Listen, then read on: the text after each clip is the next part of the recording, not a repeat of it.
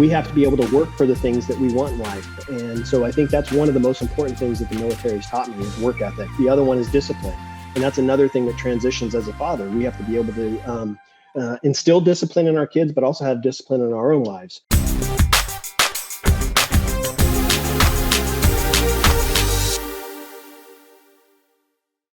What's going on, guys? Welcome to another edition of Dads on Purpose, the podcast. I'm your host, Josh Ashford, and as always, got the big homie, KB, Mr. Kevin Brigance, back up from the mic. How you doing, KB? Oh, what's up, family?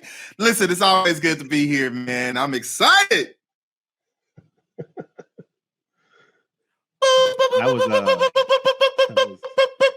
No, that's not sound effects worthy. Yeah, no. You sounded like little Michael, like my little.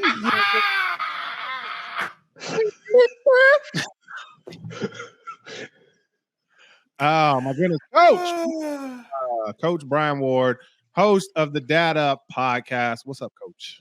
What's going on, guys? Good to be here. I'm fired up. We got this scheduled, and now we're doing it. So let's roll. I'm excited. Well, we can't talk. Yeah, absolutely. No, absolutely. Okay, I'm about to say we can still call you Coach, right? Because yeah, season's over. I don't know. Maybe whatever. You're going to Malibu.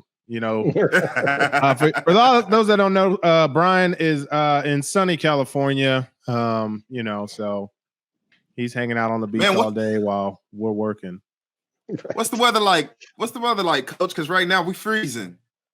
Dude, it's been up and down the last couple of weeks. I mean, last week it was freezing out, and then I think even Sunday I was a little surprised. Monday, I think it was like 55 degrees out here, and that's cold to us. That's cold to us. but I don't mind it. I roll with it. So I try to tell people, like, I still got, I moved to Texas when I was 13, and I still have California blood. And so when it gets to 60, I get to shivering. Anyways, maybe that's just me. Anyways, we don't want to forget, Coach, thank you for your service. You are a United States Marine veteran. What a Devil Dogs, Leathernecks? Was that? Oh, that's old school. Old that's all the same. Anyway. Thank you for your service, Coach. We appreciate you. When did you serve? 92 to 96. So I did 4 years. I was pretty much fresh out of high school. I'll tell you the backstory. I think we have time. I was going to, after I graduated high school, I started going to community college. And, when you're a young kid, you don't know any better. I was working and all that. But I told my parents, I came home one day, I said, you know what? I think I want to take a break from college. I think I just want to work. And at the time I was living at home, wasn't paying any rent, all that stuff. My dad said, hey, that's great. If you want to do that, you can start paying rent. And I'm like, rent? Why do I got to start paying rent? Well, if you're not going to do anything else, you're not going to go to school and you're just going to work, you're going to pay rent like everybody else. And so I started kind of thinking about what else I could do. The other thing that he told me, and he's absolutely right. He said, if you stop now, you'll never go back. Yeah. So if you take a break now, you take a semester off, you take a year off, you'll never go back. And I don't want to see that happen to you. Now, this is coming from a man that didn't graduate high school. So he didn't have the college experience and all that, but he told me that. And, I was 18, 19 years old. I was like, yeah, whatever. And started talking to some people. And it turns out the guy that I worked at a grocery store, and the regional manager of the grocery store was an ex-military guy. And I guess I'd kind of made some, I'd kind of told some people that I was thinking about the military. And he caught my attention one day at work and said, hey, you thinking about the military? And I'm like, yeah, I don't know. And he goes, you need to go in the Marines. I'm like, wow. I was really considering the Air Force. That's what I was considering. He's like, no, Marines. No, the hardest to get into, they make you the toughest you could be. Blah, blah. I mean, he's just going off about it. So I went down to the recruiting station and started talking to the Marine recruiter. And they will gladly accept your signature. Yeah. Next thing you know, I'm going home and telling my parents, hey, look, I don't have to pay rent because I'm going in the military. My dad said, "Good for you." My mom said, "No, you're not." And this is right after I was kind of pumped up because this is right after towards the tail end of Desert Storm. I was about to say, Desert Storm in the 90s. Yeah. So my mom was freaking out, obviously, Mama Bear freaking out. Yeah. And my dad was like, "Yeah, go for it."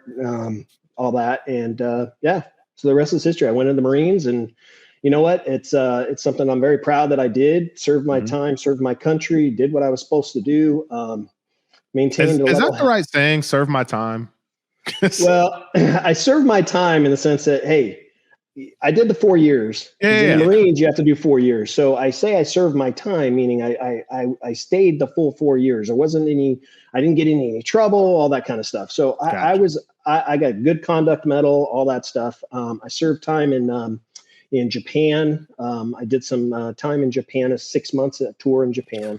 And the rest was here. So I was in Southern California the whole time. I'll tell you another funny story. When I was at I got out of boot camp, went to Marine Corps combat training, and then got out of that, and they send you to a school for whatever your job's going to be. And my job was supposed to be jet mechanic because I was good. I'd been working on cars my whole life since I was a young kid. So I knew about engines and all that kind of stuff. So I wanted to be a jet mechanic. And I get to Millington, Tennessee for my job, and the guy stands up in the room. There's a whole group of us Marines in there. He stands up in the room and goes, "Who's here for jet mechanic?" And a bunch of us raise our hand, and he goes, "Put your hands down." He goes, "You're not jet mechanics anymore." And I'm like, "What?" He goes, that job is completely full. We have a huge waiting list, and we have a shortage of other jobs that we're going to assign you to. And I'm like, "You can't do that. I signed up for a jet mechanic. You can't take that away from me." And guess what? Because I raised my right hand and swore to defend my country and do as I'm told, essentially, I had no choice. And so I was assigned to the Air Wing Division, and I was essentially working on flight equipment and gear and all that kind of stuff that the pilots use to keep them safe. And I'll never forget that day when we got out of that training and was told that. I called my dad and I go, "Dude, I need out of here." And he's like, "What do you mean?" I go find the recruiter that signed me up, and I told him the story, and he's like, "I'll find him." So he starts making some phone calls, and the guy's gone because recruiters, they typically do like a 2-year tour of recruiting, and then they go back to their regular job. And we couldn't find him. So it was tough. I was really disappointed. But you know what? We get through the training. And 6 weeks of training, and then they go, "All right, put down your dream locations that you want to work for, what station you want to go to."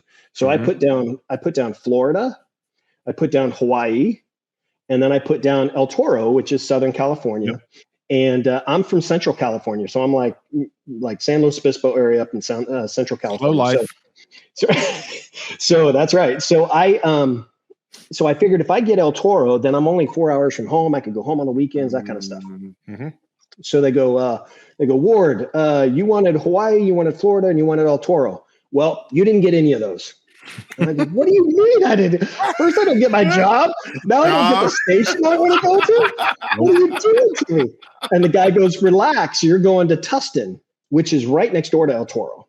Now, I am not from Southern California, so I had never heard of Tustin. I'm like, "Tustin, where is that, Sergeant? Where's Tustin?" And he goes, "It's 5 minutes from El Toro. Relax." I'm like, "Oh, okay, I can deal with that." So it was cool because I was stationed at Tustin. Other than going on a tour to Japan, I was stationed at Tustin, and the weekends I could go home. There you go. I was still fairly close to home. So when did you become a parent? 98. So 92 you went in, 96 you got out, 98. I was quick. Yeah, so I met my wife. My wife was introduced to me from I had a best friend that joined the military, and he married a girl, and she had a best friend that was, turned out to be my wife. So she introduced us when I had a year left in the military. So I knew her a year. So like in 95, we started dating. And then what was? Go ahead. I was gonna ask, but you were in mid thought. I'll wait. No. I was just going to say, so 95, we met. 97, we got married. 98, we had our first boy. Golly. Yeah. Was she any causes of your decision to end your career as a Marine, or did you already have in your mind like, hey, he was 4 done. years? He was like, I'm out of here. Well, I'll tell you another story.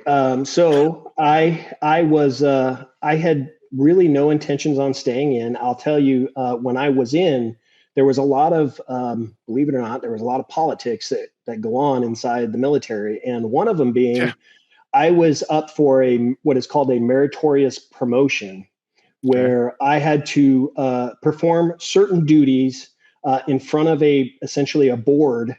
And they take out of a group of Marines, you get so much time before you're promoted. But if you're put up for meritorious promotion, you can be promoted essentially early.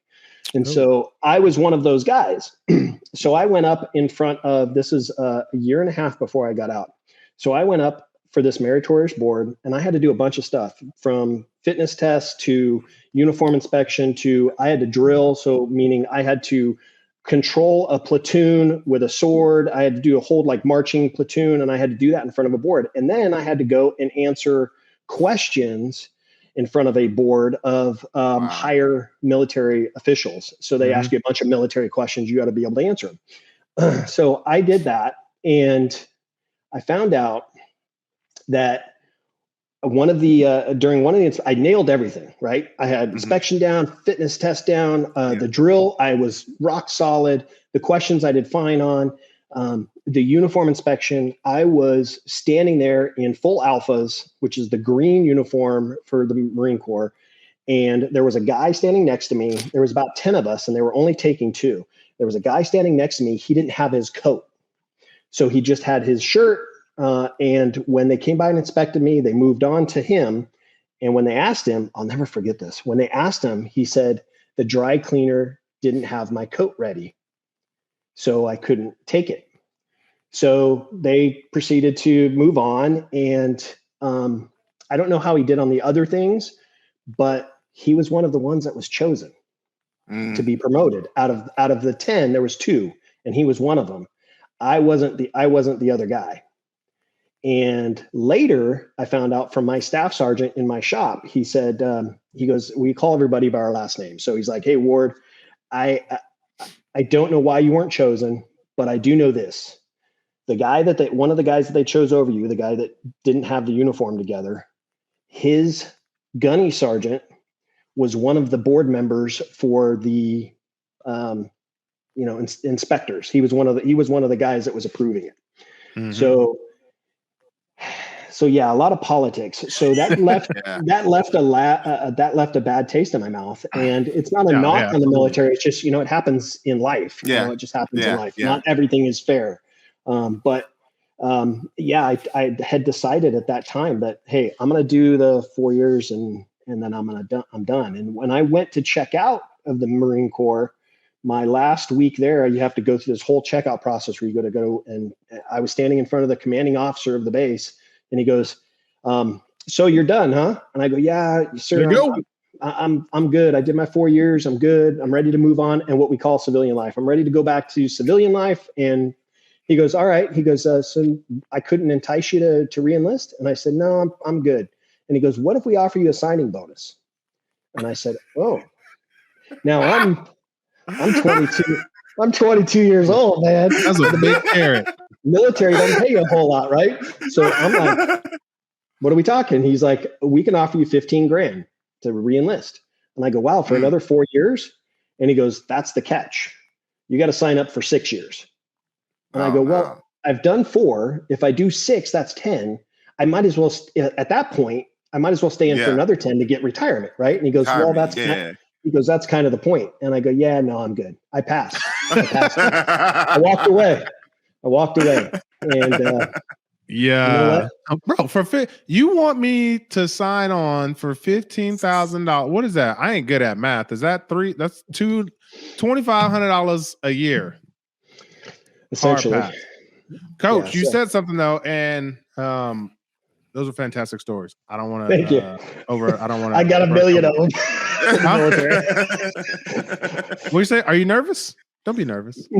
No, I said I got a million of them in the military. Oh yeah. No, but you said something, and it was like the perfect segue, but I didn't want to cut you off. I tried to, but I was just late. But you said something that this is literally where I wanted to go with this podcast. I think. I don't know. It doesn't matter. This is where we're going. Get on the bus. You said that when you were in the military and the guy passed you over, sorry, hold on. Pause. If nobody's ever watched the show or listened to the show before, I record in my kids' playroom. And right next to me is an exit door. And it's a see-through door. So the cat's outside. And she's like trying to get back in. And so she's like clawing up on the threw me off, man. Threw my whole point of thought off. I'm gonna ask this question and then I'm gonna step aside. Coach, you said when you were in the military and the guy passed you over, you said, hey, that's just life. That's how it goes. And so what I want to know is, and you can go 1, 2, 5 points. It doesn't matter to me. But what had the military taught you that you translated over into you being a father? That's a good question. I think one of the things that the military has taught me is work ethic. Work ethic is super important, especially as a dad, because we as fathers have to show our kids what it means to be good and not be lazy, right? Especially now we have I've heard the term so many times, these snowflakes and all that kind of stuff, that they just expect things to be handed to them, and we have to be able to work for the things that we want in life. And so I think that's one of the most important things that the military has taught me is work ethic. The other one is discipline. And that's another thing that transitions as a father. We have to be able to instill discipline in our kids, but also have discipline in our own lives, because we are role models to them, and they're watching everything we do. We've talked about it before. I mean, I talk about it on my podcast all the time. It doesn't matter if they're 1 year old or they're 21 year old. They're watching everything that we do. So having discipline and work ethic are the two most important things that I've learned. Now, there's other things that I've learned in the military that I try not to encourage my kids, but I mean, they teach you how to cuss, fight, and kill. I mean, cuss, kill, and drink. Those are the three things, right? those are the things I don't want my kids really taking control of. So, but yeah, discipline and work ethic are the two most important things that I learned in the military. Let's talk a little bit about work ethic, because I think I am like right there. Like I'm 13-year-old, knowing where she's going and knowing where she wants to go. And we just had this conversation. We have these conversations all the time. Like, babe, in order for you to be the person that you want to be, whether it's in theater or whether it's singing or whether it's music, like you have to put in the work.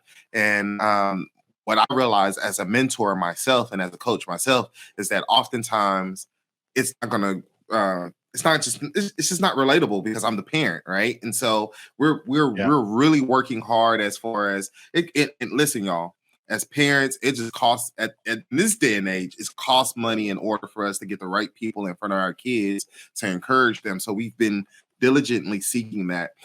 What ways? Because what ways do you show your kids or encourage your kids to have better work ethic? Because to me, it's like I'm trying to show in the things that I do and the person that I am, like the work that it takes. Like she sees me when I have to record like those Instagram videos I do for church. She sees me in here recording like 5 takes, editing those. And the other day I was recording something. She came in there, she's like, having a hard time today, aren't you? And I'm like, yeah, because it takes practice, it takes work to get it done. But what are those things that you do in order for you to really stimulate the work ethic in your kid? It's all by example. We're all leading by example. So I think the things that you're doing, you're already doing it. The way that you're teaching your daughter is through your own example. For me, I've had a lot of things. I'll give you an example. I'll give you one example. First of all, because I was in the military, I didn't go to college right away after high school. So I went from high school to military. But the thing is after I got out of the military, I started having kids, and I knew that even though I had at the time, I had a new job at a bank. I knew that a college degree was important, and I knew that I wanted my kids to go to college. So in order for me to show them how important college is to further their career, I had to go to college myself to help further my career. And so while my kids were little, I was actually, even though I was still coaching, because they started playing sports. So I was coaching, I was going to work, and at night I was going to college, or on the weekends I was going to college. And so I did that. And the cool thing about that is they saw it. They saw what I was doing. And not only that, but when I graduated from college, I went to University of Laverne in Southern California. When I graduated from college, they got to watch me walk across stage. Oh, that's good. I have pictures with them standing next to me in my graduation outfit. So that example itself taught them how important college was. That's just one. And then the other thing is our work ethic. I have a corporate job, and I wasn't always given the promotion that I thought I deserved. But the fact that I continued to push myself and continue to show myself to my company that, hey, I'm worthy of this promotion, even though it didn't happen right away, I still stuck with it. I didn't give up. And that's the other thing that we have to teach our kids, is not giving up, persevering through the difficult times. And that's something that, kids don't quite understand because they're not yet mature. Their brains aren't yet fully mature. They don't really understand that. And the other thing is coaching. I coach high school basketball. We have to tell our players, look, you have to put in the work during practice. If you want to get better, you've got to put in the work during practice. And it's important. Will it say you play how you practice? Yeah, exactly. I've said that many times. I said, listen, we're going to play how we practice. And I have some players that just grind it out at practice, and I have other players that kind of, go halfway. Be bopping along. Hey, I don't want people out there in podcast land to kind of glass over this and think that it has to be, when you're setting an example, it has to be some big lofty thing like going to college or, making a certain amount of money or whatever it is like that. But we really are in this time that kids are watching us more than ever. Like, I mean, I say that, but this is all I know. But I truly believe that. And like, I'm so conscious of what I do around my kids. So like, one of the things I talk about with my wife all the time, I'm like, when the kids are up, get off your phone. You know what I mean? Like, she's like, oh, I'm ordering groceries. I don't care. Get off your phone. So, or when I'm driving, look, hey, y'all can come for me if you want to. You know what I'm saying? The kids sometimes a text message. It is what it is. Well, I'm driving. But when my kids are in the car, I know that my daughter's watching me. So I force myself to like keep that phone down there and not pick it up, because I don't want to set those examples for them. And so I just think like, being the example, it doesn't have to be some big lofty thing as far as like achieving goals, which it can be. And I guess, not teaching them to not drive while you're texting while driving is a goal too. I don't know. Question mark. Yeah, no, I mean, it's a safety issues, obviously, but you don't want them, because obviously you're going to have kids that are going to be driving soon, and what they've seen from you, they're going to do themselves. Mine are 3 and 1. So, I mean, it's still coming. I'll tell you what, I had another one that still hits home for me now. It's when I grew up in an alcoholic family. My dad was an alcoholic. And then my wife too, her dad was an alcoholic. And I knew when I started having kids, I'm ex-Marine, I'm a drinker. Right. So I was having my share of drinks, and I noticed, I found one day, my kids were almost teenage years. I found myself sitting in the chair. I was watching TV, and I asked my son to get up and get me a beer. And he got up, he went to go to the fridge and got me a beer. And when he handed it to me, it just hit me. I was just like, what am I doing? I'm teaching my kid to get me a beer. How sad is that? Right. So I didn't want my kids growing up. Don't judge me, because my daughter's done, my 3-year-old's done that for me. She's like, Dad, and she's like, you want a beer? She's like, I'll get you a beer. So, but listen, that because of the environment that I grew up in, and because of the environment my wife grew up in, I knew that I didn't want my kids growing up in that environment. So I made a conscious decision to stop drinking, and I haven't had a drink in 12 years. So I love it's just one of those choices that I made as an example to my kids. Yeah, I love it. I love it because like you said, we're our own example. So it makes me even start reflecting, like, what does my work ethic really look like? How can I improve? And like now I'm even thinking like, okay, if I'm asking or if I'm looking for certain things with my kid, how am I giving the example of the things that I'm asking for my kid? I remember one of the things that I had to learn when it comes to cleanup time, right? We always want to be like, clean up, everybody, everywhere, clean up, everybody do your share.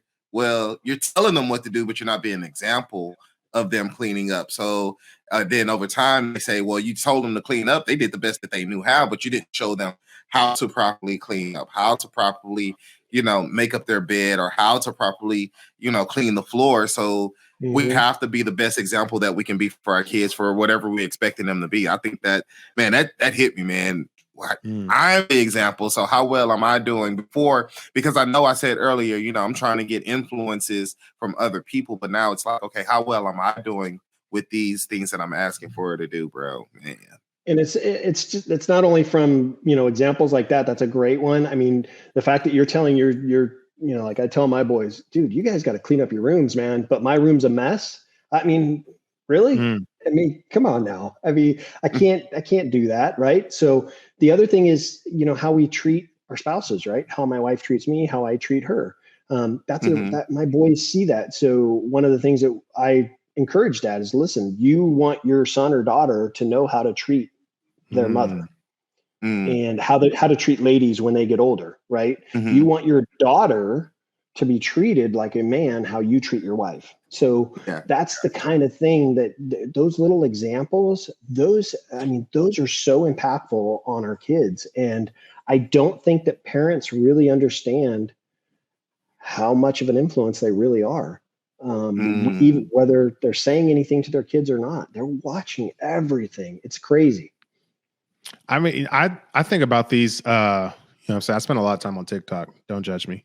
And there's a lot of these trends going around where kids are imitating their parents. And I'm like, that is the greatest and worst thing out there, because there are some people that are genuinely shocked. Like, do I sound like that? You're damn right. That's what, you know what I'm saying? And, like even at 3, like oh my goodness, I will never forget Jocelyn, my 3-year-old. She came home, like she didn't come. It was the weekend, and she was playing with her baby doll. She was like, me and my wife, we were just doing something. We were in the living room, and my wife, she was like putting her baby to sleep, and she hit the baby on the back, and she was like, lay your ass down, you're getting on my damn nerves. I said learned behavior right there. I said, Johnson, I said, where'd you learn that? I said, did Miss Jackie say that? Miss Jackie's daycare. Shout out Miss Jackie. You don't listen to podcasts, but that's cool. I was like, she was like, yeah. She's like, Miss Jackie said that. And so the next day I'm dropping her off. I was like, Jackie, I said, what you been telling these kids? She's like, what you mean? I said, Jocelyn told her babies to lay your ass down. You're getting on my damn nerves. And Miss Jackie, she like turned bright red. Like she was like so embarrassed. And she was like, I know. She's like, I messed up. She's like, I got this new girl. She was just like, her parents, she's like 2 and she's never been to daycare and she just cries all day. And it's been like 2 weeks. And she's like, I had a breaking point. I said, all right. But it's like my daughter at 2, is repeating.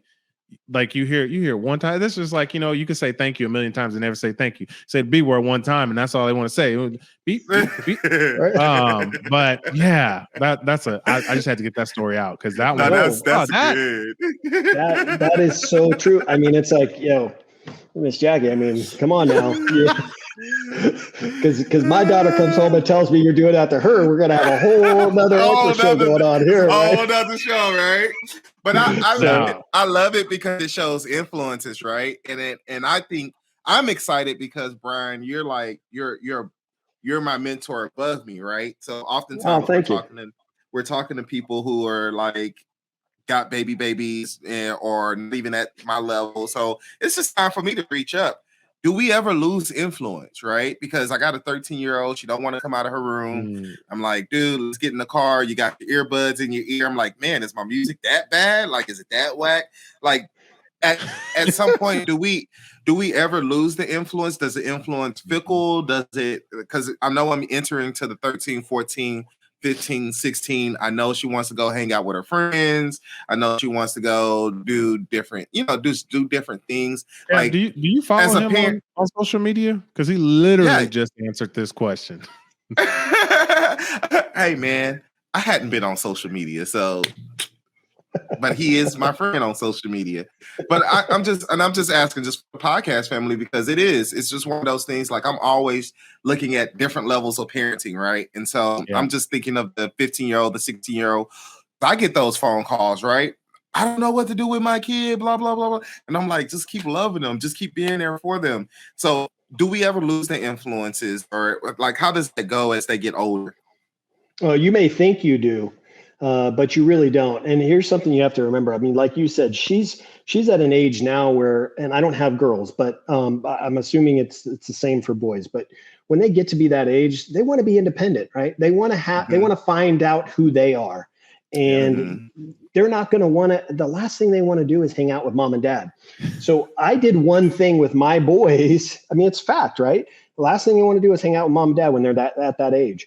I did one thing with my boys, and this may not be for everybody, but my boys, when they were young kids, they just kind of gravitated towards sports. And I knew that, hey, and this is how I got into coaching. Hey, if I've got to take my sons to their practices or their games, I might as well get involved. I might as well, if I got to be there and sit there, I might as well be involved to do something, right? So that's why I got into coaching. So my boys, even though they didn't want to be around me as much because they were at that age, they had to, because I was one of the coaches, or I was their coach. But I think it's important to understand that, listen, at that age, they want to be independent. They want to find out who they are. You have to give them that space. You have to give them that freedom to do that. Good. As long as they're making the right choices. One thing that I tell parents is, listen, your kids, when they're hanging out with the friends, I think it's important that we know who their friends are who they're hanging out with. I think that's super important, because their friends are obviously their influences on them, right? The other thing that I recommend to parents is that, listen, it's important that you don't not only know the friends that they're hanging out with, but you know the parents of the kids that they're hanging out with, because the parents will tell you the type of kids that they are. You may say, little Johnny may be nice when he's over in front of you, but you meet his mom and dad and they're a mess. You know what little Johnny's really like, because he's around that influence, right? So I think it's important that, hey, we allow our kids the space. I always told my boys, I'll give you enough rope that you can have all the freedom that you want, as long as you respect us, as long as you do what you're told, and as long as you don't get into trouble. I'll give you as much rope as you want. And my boys honored that. Listen, they mess up. They make mistakes throughout their life. The kids are going to mess up.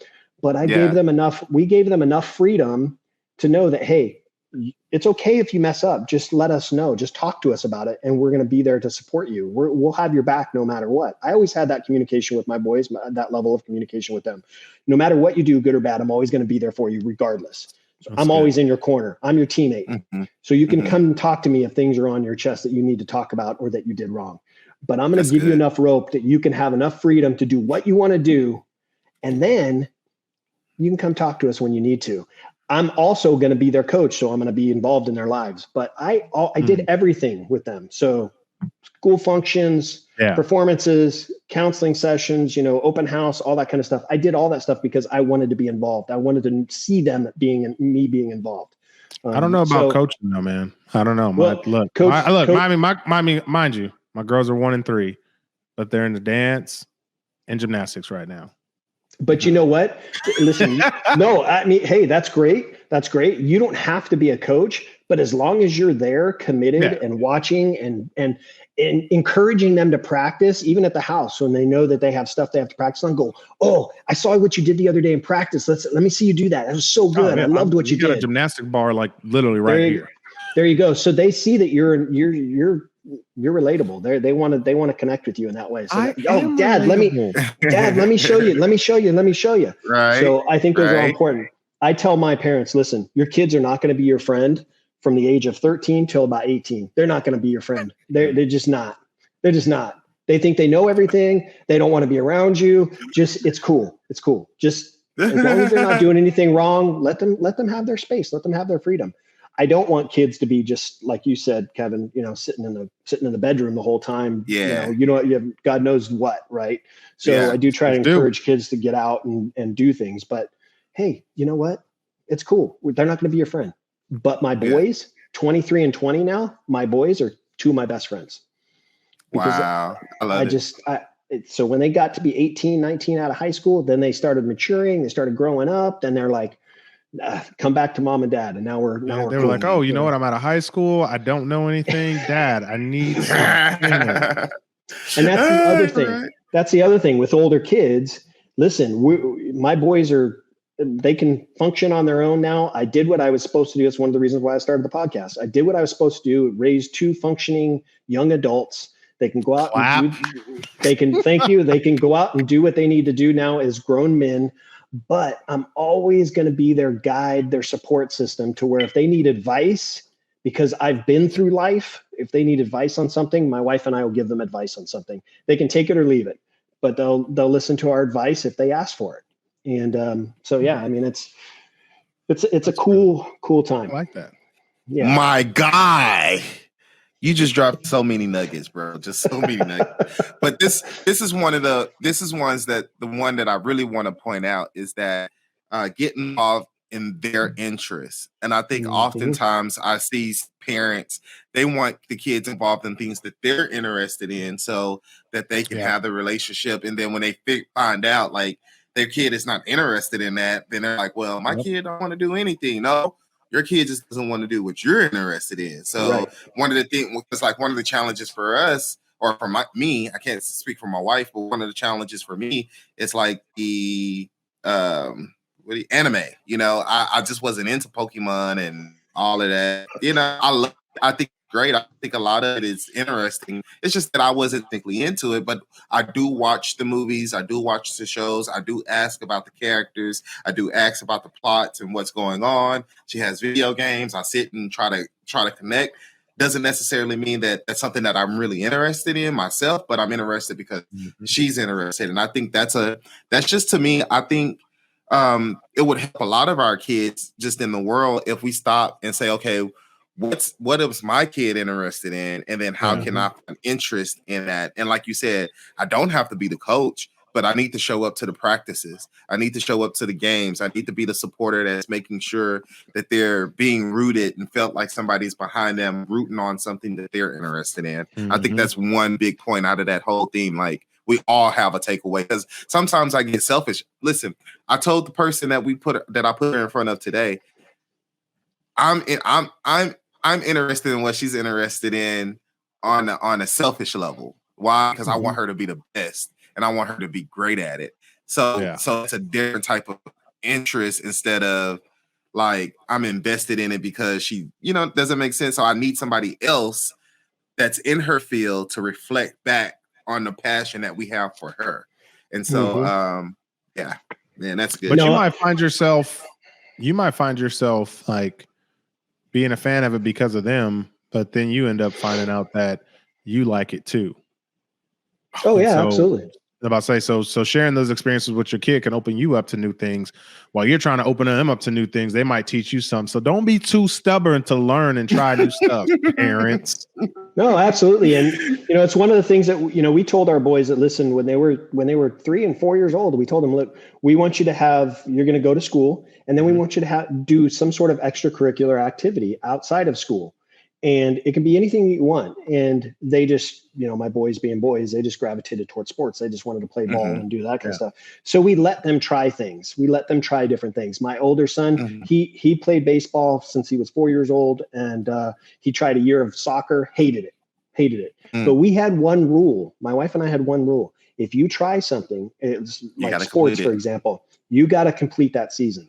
So my son, and you know what's funny? He was a phenomenal goalie. Like the coach, I wasn't coaching because I knew nothing about soccer. So I didn't coach, but he was a fantastic goalie, but he hated it. He hated every minute of it.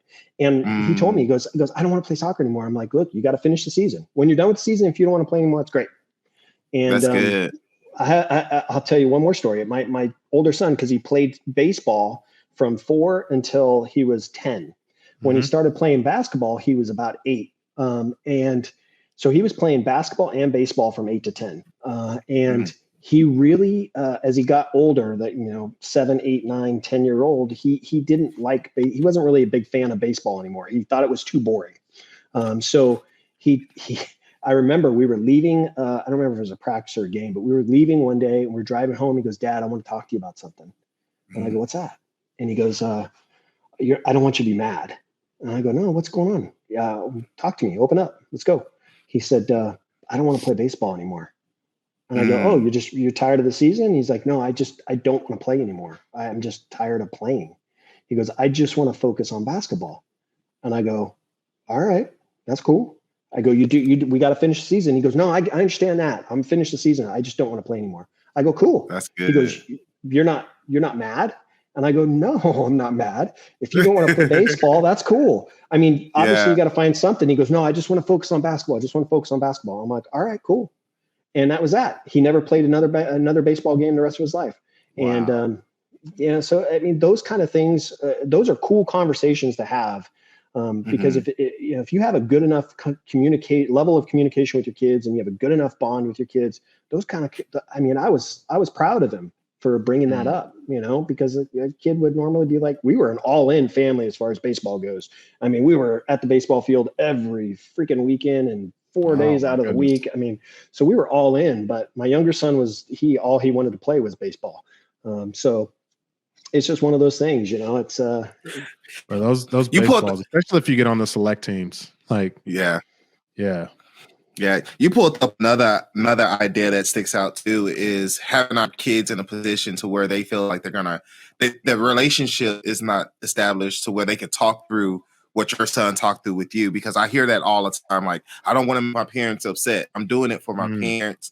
And being able to have that conversation and say, hey, don't do it for us. We want you to do what makes you happy. And if you're not happy, let us get behind you and figure out what's going to make you happy. But just even having that relationship for the kid, because I think I see a lot of kids out there that's like, that's they've been doing a thing for so long because their parents put them in there, and they just don't want to make their parents upset and not stop doing it and pursue something else that they're passionate about. But that conversation has to come on the front end. Like that comes at the house, so, coach, your son was able to talk to you because, you guys had already established, hey, you finished the season, but you had that open door policy, whatever you may call it, but if you're shut off and, you're just like, oh, my boy's going to be the next Michael Irvin. Woo, woo, woo. Probably not. Like, he's, might go undrafted. He might be practice squad, whatever.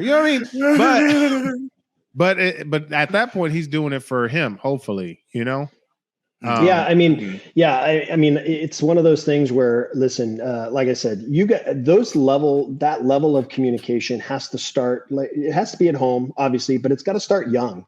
You have to develop that relationship with your kids when they're young so that they can trust you. Because if you're constantly driving them to do something that you want them to do, and you're not listening to their side of it, they're going to rebel. They're going to be afraid to talk to you. And then what happens if something goes really bad and they need to talk to you, but they're afraid to? That is a position you don't want to be in as a parent. And, we've had tough conversations with our boys over the years of different things that have gone on. And, like I said earlier, kids make mistakes. They do things wrong. They're going to mess up. But because of the bonds, the bond that my wife and I built with our kids and the level of trust and communication that we built with our kids at a very young age, they were comfortable coming to us. My younger son had a situation where I was a coach on his high school team, and we were driving. Now, I have two rules. Number one, when I'm a coach and we're on the field or the court, I'm not your dad. So there's no special favors. There's no special treatment. I'm your coach, and you're going to call me coach. When we get in the car on the way home, the dad hat goes back on, and I'm your dad. I'm going to listen to you. And we drove home from practice one day. Now, I was the associate head coach, so there was a head coach, and he was really upset, and he was almost crying. And I'm like, dude, what's wrong? What's going on? He's like, I didn't have a good practice. And I'm like, no, you were fine. You were fine. He goes, no, but Dad, there's a lot of new players coming out this year for the team. He goes, I don't think I'm going to make varsity. And I go, why would you say that? You're a good player. He goes, yeah, but there's a lot of good players coming out. I don't think I'm going to make varsity. And I go, okay, well, you're going to have to work hard. Obviously, you're going to have to earn it, right? He goes, and even if I make varsity, I'm probably not going to start. I mean, I go, listen, Brett, the only thing you have to focus on is stop worrying about what all the other players are doing. Focus on what Brett's doing. So I said, just focus on what you're doing. If you're working your tail off, the key to life is outworking your opponent. That's the key. So for this sport, when you're at practice, you have to outwork everybody there. Yeah. And you're going to have bad practices. You're going to have great practices. Even in those bad practices, you have to do your best to outwork the guy next to you. And if you do that and he's doing that, imagine how much stronger the team will be. So stop focusing so much on what everybody else is doing. Stop worrying about what the coach is thinking. You just worry about what you're doing. If you're doing what you're supposed to be doing, you're going to be fine. And guess what? I had no decision part in it. As a matter of fact, when the head coach talked to me, he's like, who should we name for the varsity team? I said, my son's on the team, so I want no part of this. Because I was always that kind of coach. I did not favor my boys at all. I didn't want parents criticizing me. I didn't want any of that as they were growing up. So I did not favor my son at all. And I told the coach, you make the decision on who you want as your varsity players. I don't want any part of it because Brett's on the team. I don't think that's fair to the rest of the players. That's good. So he made the decision. Not only was he made the varsity team, but he was one of the starters. And then later through the season, he became one of the captains because he worked hard at it. Because of his work ethic. And that's probably a tribute to how he was raised and what he saw me doing in my life. But he wanted it so bad that he worked hard enough for it. And I had no clue that he was going to be playing college basketball, but he got a scholarship to play college basketball because of his work ethic. It's just, it's one of those things where it's that, again, that level of communication you got to have with your kids. That's good. That's good. KB, what you got, man? I'm about to wrap it up. It's 9:00. I know. I'm tired. I know. He got to wrap it up. But you know what? It leads back to your second point in the relationships and discipline. And I'm really, want to ask some real questions because you were a Marine and you talking about discipline and you talking about discipline in your household. But the beautiful thing out of everything that we've heard, even when you're just talking about work ethic and how you distilled work ethic in your kids, I see there's a certain type of relationship that you establish with your kids as well. How did the impact of discipline in the Marines play in your household? And were there some hiccups that made you adjust? Because honestly, wifey, I'm using this story just because it's a great example and I need to use it for the podcast. I love you. Is Delina in the room? No, but I'll just say she can hear me. So when I first met my wife, when I first met my wife's dad, it was just cool. I was like, dude, he's dope. But she was like, man, if you would have met him before, you would have met a totally different person. You know what I mean? He just had some life things to happen where it changed his perspective. So he's just a different person now. How did military discipline enter into your home? Was there anything that made an adjustment to where you said, hey, I love what the military taught me, but I need to have a better relationship in order for me to get better discipline and show discipline in my house? Yeah, that's a good question because there's various things that I wanted to do as a dad. Like, hey, listen, you messed up, 40 push-ups right now.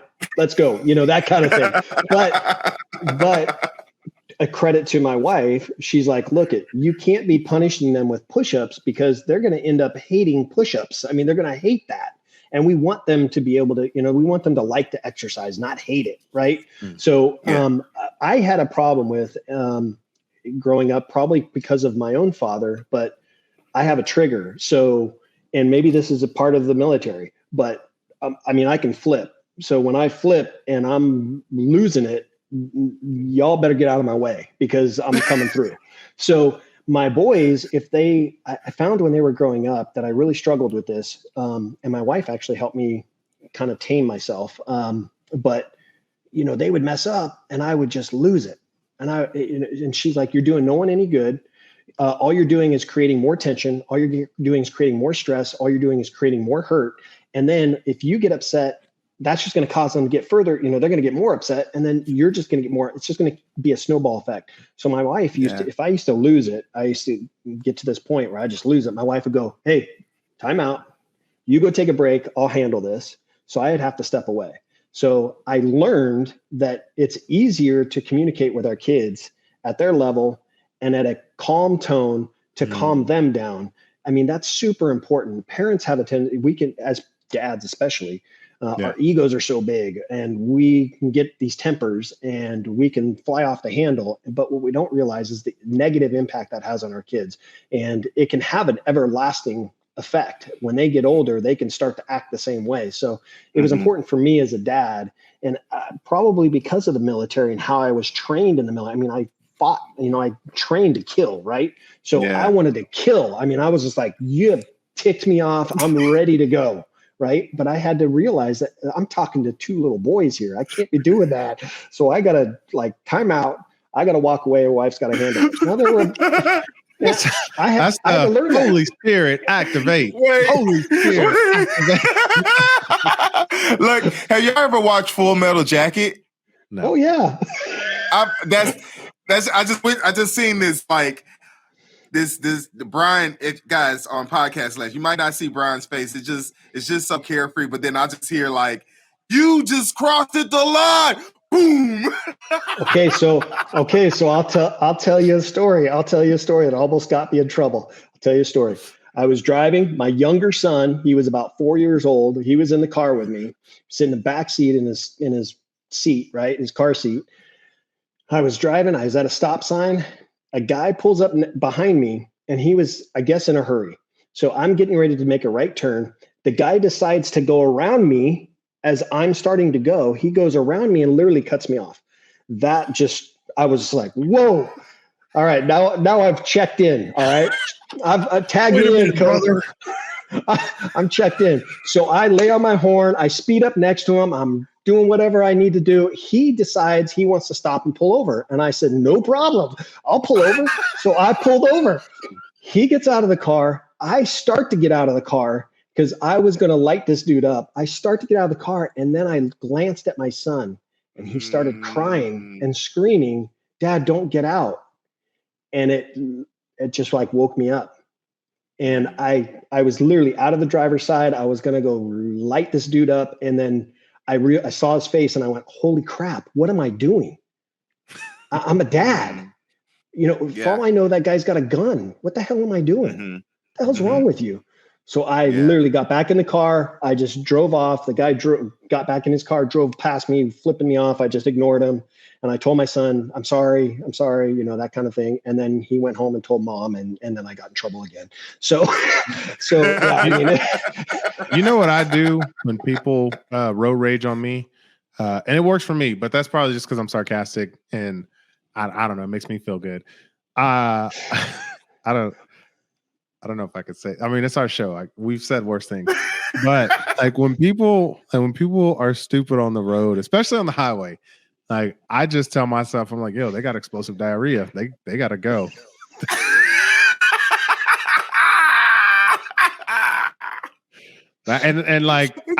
Because you naturally want to get upset and you're like, you know what I mean? But if you're just like, yo, they got explosive diarrhea, you're like, you know what? Oh, I would be doing that too. Take care. I'm in a minivan, bro. You're not gonna come on. Anyways, on that note, I love it. Awesome. Appreciate you, man. Thank you so much for joining. Oh, goodness gracious. Thank you so much for joining us. It took we probably rescheduled this show probably 7 times. But we got it. To get here. Finally got it. Yeah, we finally got. I even flew to LA and said, Coach, we're doing this show. And then I bought special equipment. I had it shipped to LA. Anyways, it still didn't happen. But thank you so much. Appreciate you. What final words? I don't mean you want to do you want to talk to veteran dads? You just want to talk to dads? You want to talk to anybody? You want to talk to kids? Who do you want to talk to? Final words. Oh my gosh. I talk to anybody that's watching, listen, whatever. It doesn't matter. But listen, we have a responsibility as parents to raise our kids to be the best that they can be. And the only way we do that is through our own example. So it's important to realize that. So your parents that are watching out there, listening, wherever you're doing, just remember that your kids are watching you, looking up to you. So be the best that you can be for them, because they are our future. And that's important to remember.